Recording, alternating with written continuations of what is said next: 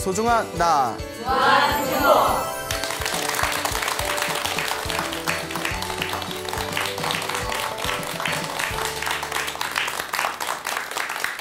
예, 만나서 반갑습니다.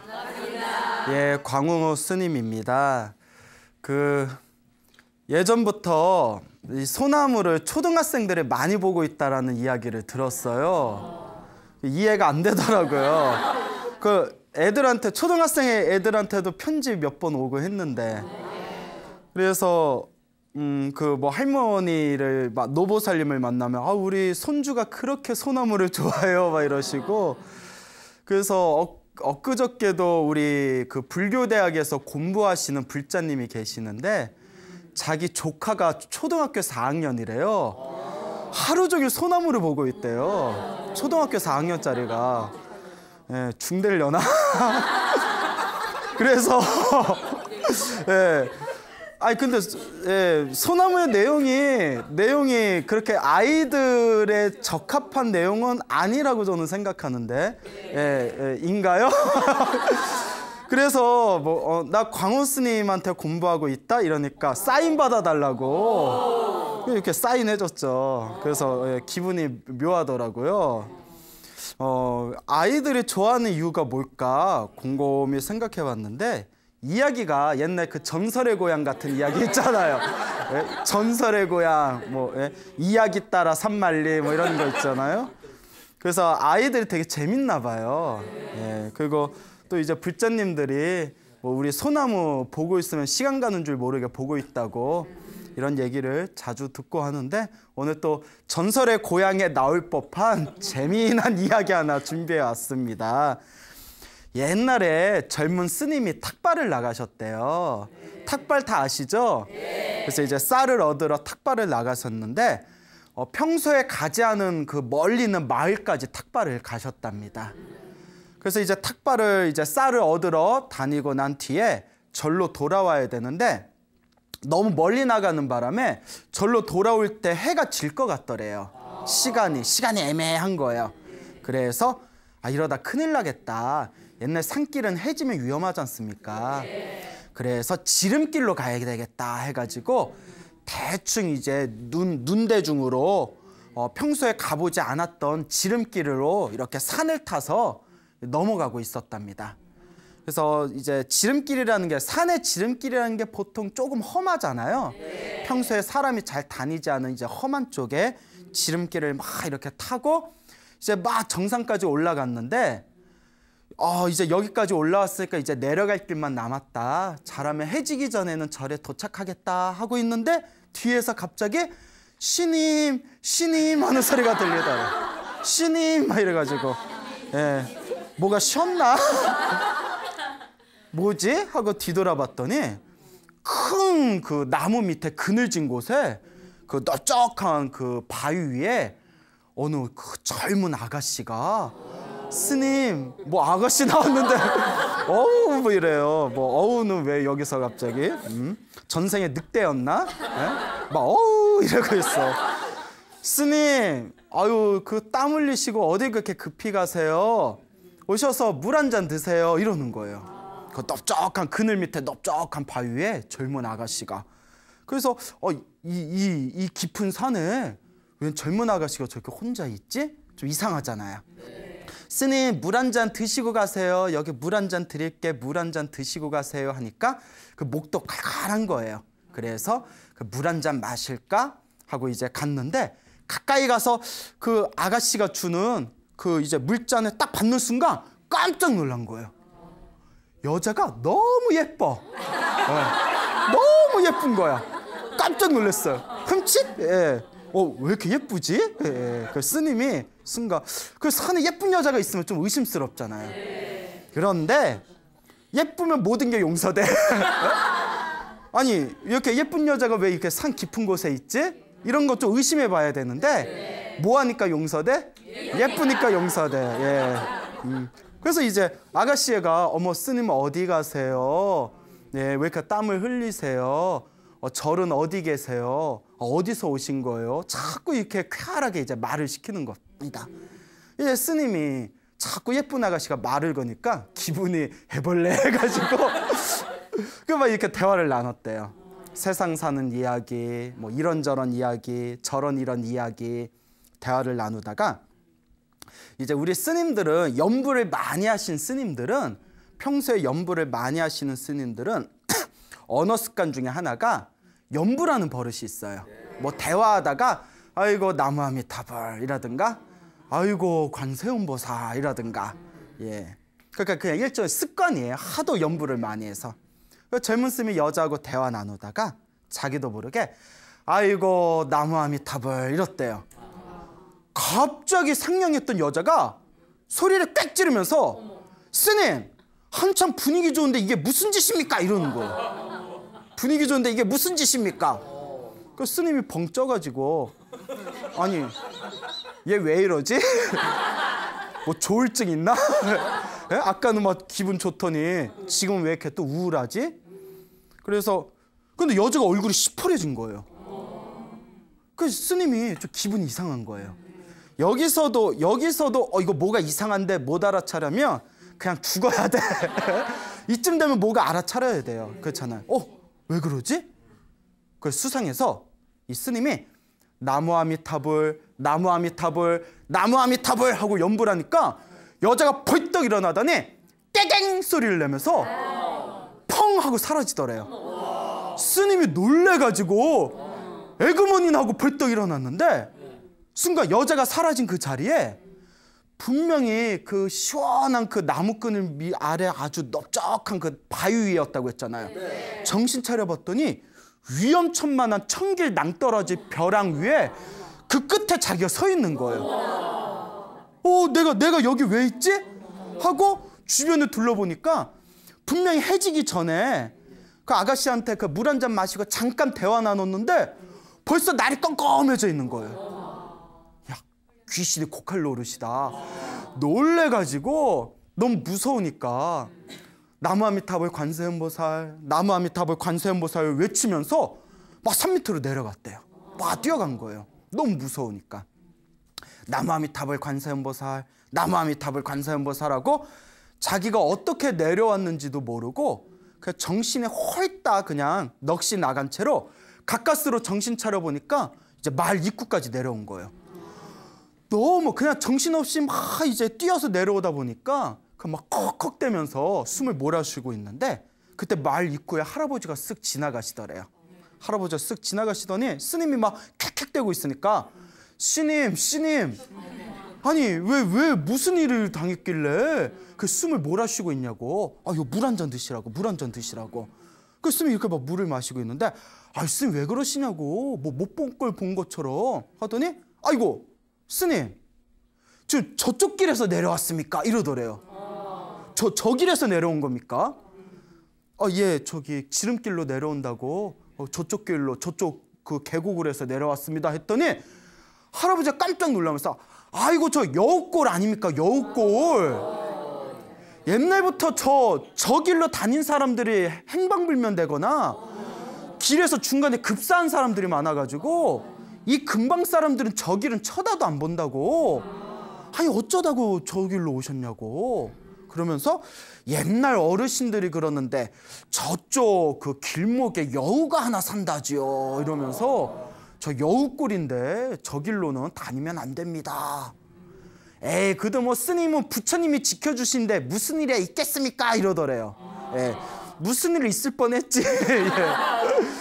놀래가지고 거기가 무슨 꼴이었다? 여우꼴이었구나. 그냥 그 털구멍에 털 하나하나까지 그냥 바싹 그 송두 뒷째 그 긴장을 해가지고 털끝이 바싹 서가지고 자기도 뭐 우리가 심장이 두근두근 되면서 그 길목에서 만난 그 아가씨가 누구였구나? 여우였구나. 여시였구나. 여시. 이 여시야! 뭐 이러잖아. 그 여시라서 나보고 신임 이랬구나. 그래서 너무 놀래가지고 내가 그때 나무아미타불 연부를 안 했으면 어떻게 될 뻔했다? 야 하마터면 내가 홀려가지고 이 세상 하직할 뻔했구나. 그 이제 절로 돌아왔대요. 절로 다 돌아와가지고 대웅전에 들어가서 큰 법당에 부처님한테 딱 삼배를 올렸답니다. 감사의 삼배. 부처님 감사합니다. 딱 삼배를 올리면서 거룩하신 부처님이시여, 연불 한마디에 모든 하늘의 신들이 보호해주고 연불 한마디에 모든 악귀들이 침범하지 못하고 연불 한마디에 모든 죄업이 다 소멸된다고 하셨는데 오늘에야 그 말씀을 제가 믿겠습니다 이러면서 나무아미타불 하면서 삼배를 올렸답니다. 그러니까 이런 경험을 한번 해니까 이제 딴짓할 수 있겠어요, 없겠어요? 그렇죠. 야, 진짜 이 부처님의 가피가 대단하구나 라는 걸 느끼고 그 젊은 스님이 그 뒤로 더 열심히 수행을 하셔서 아주 큰 스님이 되셨다라는 그런 전설의 고향에 나올 법한 예, 이런 훈훈한 아름다운 이야기가 전해지고 있습니다. 그래서 저는 이 이야기를 보고 딱 느낀 게, 아, 예쁜 여자가 이유 없이 나를 부르면 뭐부터 불러라? 나무아미타불 하고 불러봐야겠다. 예? 스님 하면 잠깐만요. 나무아미타불. 괜찮네? 왜 그러세요? 여러분들도 길 가는데 괜히 잘생긴 남자가 아가씨 하고 부르면 뭐부터 불러라? 나무아미타불. 예, 부르기도 전에 여러분들한테 아가씨 하면 벌써 이상한 사람들이에요. 예, 자, 이제 웃자간 말이고요. 자, 이렇게 이제 또 훈훈한 재미난 불교설화가 전해지고 있습니다. 오래전에 전화가 왔어요. 소나무의 아주 열성 팬이라는 분한테 전화가 왔는데 이분 이야기가 너무 재밌어서 그분이 뭐라고 하시냐면, 당신이 한 오래전에 친한 친구 따라서 어디 지방에 있는 조그만 어디 절에 갔대요. 절에 갔는데 절이 좀 이상하더래요. 절이 뭐가 좀 이상하고 그 절에 있는 스님도 뭐가 좀 이상하더래요. 이걸 우리가 전문 용어로 뭐라고 하죠? 얄라굿다 그러죠. 되게 얄라구준 절에 갔대요. 되게 얄라구준 절에 갔는데 뭐가 좀 이상하더래요. 예, 그래서 그 얄라구준 절에 가서 예, 얄라셩 막 이러잖아요. 왜 이렇게 얄라굿냐? 거기서 이제 절에 있다가 그 절에서 잡신이 붙었대요, 자기가. 잡신. 얼떨결에 좀 이상한 어떤 절에 갔나 봐요. 그래서 잡신이 붙어가지고 잡신이 붙어서 제가 잡신이 붙으면 어떤 느낌이 들어요 했더니 24시간 어깨에 누가 위에 앉아있는 느낌이 들어요. 어깨에 누가 이렇게 앉아있는 느낌이 들어요. 그래서 내가 50견 아니에요? 병원에 가보시지. 아니에요 스님 이러더라고요. 뭐가 자꾸 이렇게 달라붙은 느낌이 들고 머리가 지끈지끈 아프고 막 꿈자리가 뒤숭숭하고 하여튼 뭔가 느낌이 이상하대요. 그래서 제가 또 그래, 차라리 병원 가보는 게 좋을 것 같은데, 근데 정말 이상하더래요. 근데 제가 어깨가 아프면 병원 가보세요 했지만 실제로 그런 경우가 있습니다. 예, 이렇게 우리가 현대의학으로는 설명할 수 없는 어떤 영적인 그런 이상한 세계가 있긴 해요. 그래서 그럼 어떻게 하셨어요 했더니 너무 자기가 그렇게 7, 8년을 고생하셨대요. 7, 8년을 그렇게 엄청나게 일상생활에서도 그 잡신 때문에 고생하다가 그 친한 친구가 저 지방에 있는 어디 큰 절에 가자고, 기도하는 큰 절에 가자고 해가지고 큰 절, 정말 기도를 많이 하는 제대로 된 절에 가서 그래서 이제 관음 기도를 했대요. 관세음보살 기도를 열심히 하고 집에서도 신묘장구 대다라니를 열심히 독송을 하셨답니다. 천수경의 신묘장구 다라니 다 아시죠? 네. 표정 보니까 신묘장구 다라니를 열심히 외우셨는데 회사 직장을 다녔기 때문에 아침 저녁으로 외웠대요. 예, 아침에 일찍 새벽에 일찍 일어나서 외우고 그리고 퇴근하면 또 몇 시간 외우고 그렇게 3년을 했답니다. 3년을 하고 싹 사라졌대요. 그 증상이, 그 영적인 증상이 싹 사라졌다. 이런 이야기를 하시더라고요. 그래서 지금도 기도를 열심히 하고 있다. 그래서 저한테 뭐라고 하시냐면, 스님, 제가 영가를 잘 탑니다 라고 하더라고요. 불교에서는 귀신을 영가라고 하잖아요. 영가, 사람이 죽으면 그 영적인 존재를 영가라고 하는데, 스님 제가 어딜 가면 영가를 되게 잘 타요 이러더라고요. 이런 거예요. 뭐 저 같은 사람은 아무리 상갓집 왔다 갔다 하고 기도하고 그래도 뭐 그냥 뭐 아무렇지도 않거든요. 배는 고파요. 예? 그래서 여담인데 그 어느 절인지 말하기 뭐하고 그 이름만 대면 알만한 큰 절이 있어요. 거기 이제 선원이 있는데 제가 이제 그 절 이름이 못 되는 거는 혹시 그 절이 누가 될까봐. 근데 오래전에 그 절의 선방에 스님들이 참선하는 곳을 선방이라고 하는데 그 선방에 이렇게 자리 하나가 있어요. 그 자리가 있는데 그 자리에서 잠을 자면 꿈에 처녀 귀신이 나타난대요. 그런 전설이 있어요. 처녀 귀신이 나타나가지고 스님 우리 연애해요 막 이렇게 따라다닌대요. 그래서 제가 거짓말 진짜냐고 했더니 몇몇 스님들 당했다고 그 자리가 있대요. 그래서 그 자리가 옛날에 그 절 그 옆에 있는 계곡에서 그 상사병에 걸린 처녀가 오래전에 목매달아서 자살을 했대요. 그 자살하고 난 뒤에 그 스님들 공부하는 그 선방 자리에 천도가 안 되고 그 자리에서 스님이 밤에 자면 그 처녀 귀신이 꿈에 나타난다는 거예요. 스님 연애해요 이래가지고 진짜냐고 해서 내가 아싸 나 거기서 잘래요 이랬어요. 내가 천도 한번 해보겠다고. 그렇잖아요. 이상하게 생각하지 마시고 내가 천도 시켜줘야지. 나타날게 안 나타날게요? 사람 가리나? 나 거기서 아무리 자도 안 나타나더라고. 그래서 이 개뻥 내가 이러면서 한 번 안 나타나더라. 그래. 그래서 좀 아쉬웠어요. 예. 그러니까 그런 거 타는 사람이 있나 봐요. 예, 그것도 이제 스님들 그냥 장난으로 한 말일 수도 있고. 근데 이제 그분께서 스님 제가 영가를 너무 잘 탑니다.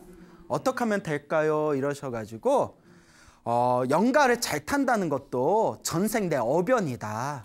전생 내 업의 인연이다. 그렇죠. 누구는 멀쩡하고 누구는 잘 타고 그것도 전생의 어변이니까 보살님이 전생에 영적인 기운과 이번 생에 이런저런 인연을 맺을 수밖에 없는 어떤 전생의 인연이 있었나 보다. 이번 생에 그냥 그런 거 다 무시하고 기도 열심히 해라. 부처님 법만 믿고 기도하면 다 보호됩니다. 이렇게 말씀을 드렸거든요. 그래서 우리가 살아가다 보면 실제로 사람 따라 다릅니다. 달라요. 이렇게 잘 타는 사람이 있고 그리고 전혀 나 그런 거 하나도 모르겠던데 이런 사람도 있고. 근데 잘 타든 뭐 안 타든 다 전생 인연법이에요.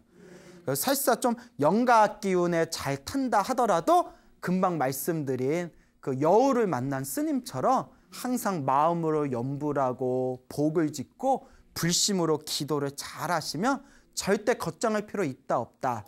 없다. 다 자기 전생의 어변이다 생각하고 꾸준하게 기도하시면 됩니다. 알겠죠? 네. 저도 처음에 출가했을 때는 뭐 귀신이니 영간이 이런 거 잘 믿음이 안 가더라고요.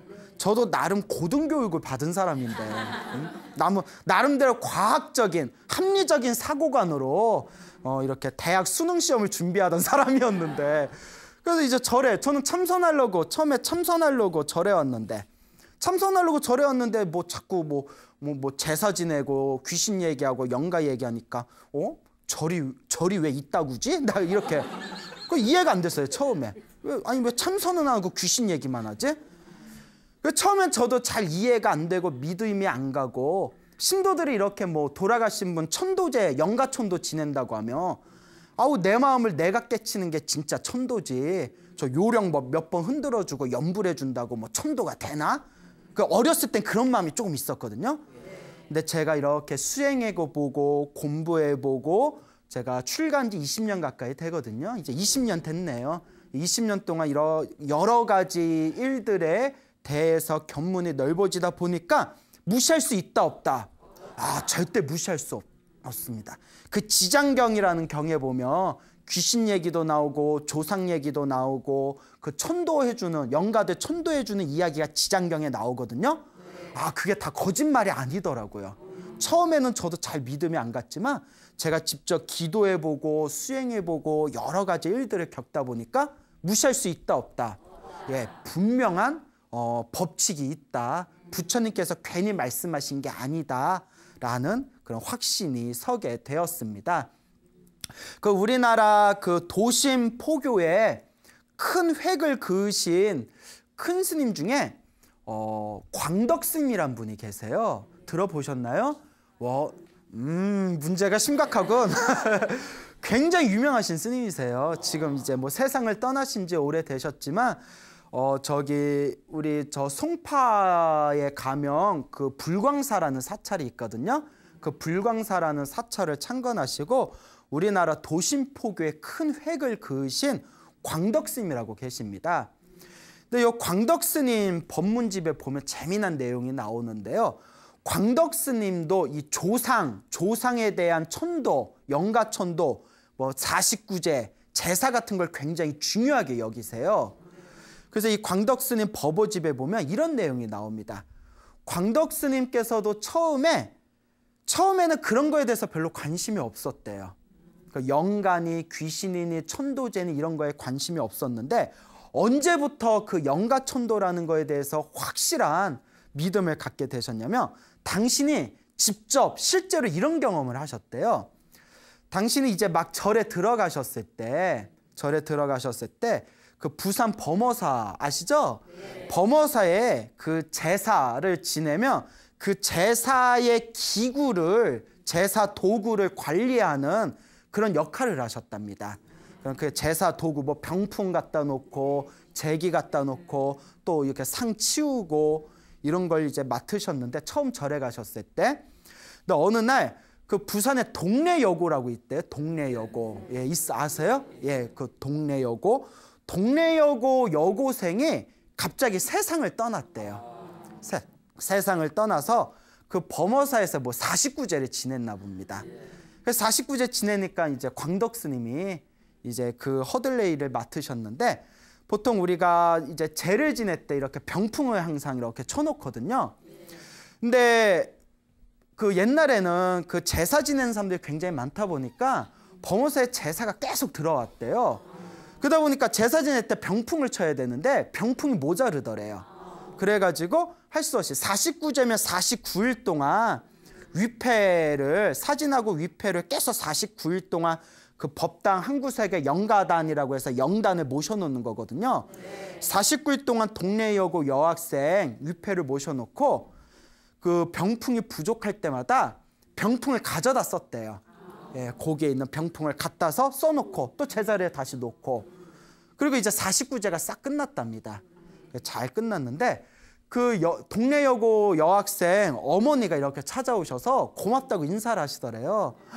꿈에 딸아이가 나타났다고. 49제 끝나고 꿈에 딸아이가 나타났는데 자기 좋은 데 간다고 그런 얘기를 꿈에서 인사를 하고 가더래요. 그러면서 그런데 딸아이가 이상한 얘기를 하더라고요. 엄마, 자꾸 내 병풍을 가져다 써서 불편했어 라고 얘기를 하더래요, 꿈에서. 광덕스님이 소름이 쫙 끼쳐가지고 그걸 누구밖에 몰라요. 자기밖에 모르잖아요. 자기가 그거 관리하는데 그 다른 데 제사 있으면 그 병풍 좀 갖다 빌려 쓰고 하는 걸 자기뿐이 모르죠. 설마 엄마가 그실 때 CCTV 설치해놓고 어디 보자, 봐라 병풍 쓴다 이러겠어요? 광덕스님이 그때 소름이 쫙 끼쳐서 그 여학생이 그러더래요. 꿈에서 엄마한테 자꾸 내 병풍 가져다 쓰더라고 하고 일러바치더래요. 그때 광덕스님이 야, 이 영적인 세계를 무시할 수 있다 없다, 정말 무시할 수 없구나라는 걸 느끼시고 그 이후로부터 그 영가천도에 대해서 연구를 많이 하셨답니다.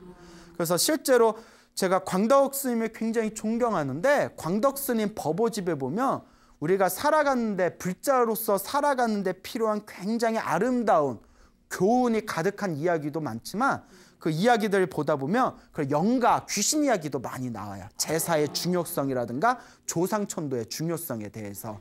그러니까 이런 것들을 보면 야, 진짜 무시할 수 없구나라는 것을 다시 한번 우리가 느끼게 됩니다. 그러니까 여러분들도 이제 조상님들 혹시 재지낼 일이 있으면 이번 추석 명절 때도 많이 힘드셨죠? 이런 얘기가 있어요. 우리가 유교 경전을 보면 제사는 살아있는 사람을 위해서 지낸다라는 구절이 있대요.